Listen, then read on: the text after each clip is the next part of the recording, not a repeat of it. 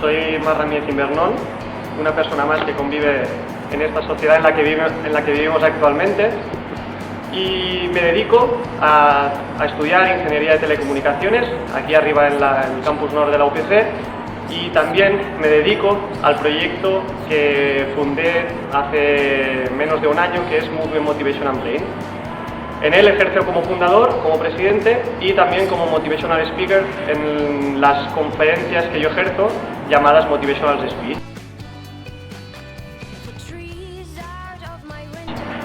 Movement Motivation and Brain es un proyecto con un objetivo muy claro, que es activar a la gente universitaria, activar a que hagan cosas, a que emprendan sus propios proyectos personales, que no tengan miedo a fracasar,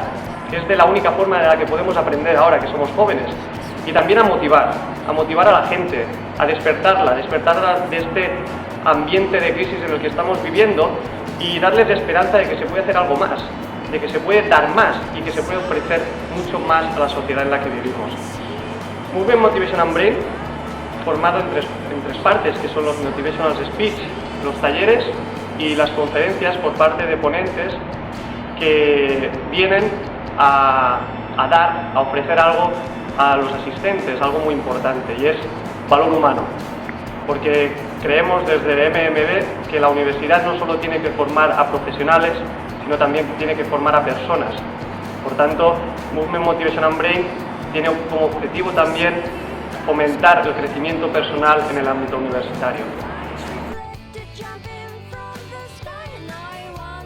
Si te tuviera que decir cuál es el futuro de MMB, sería complicado,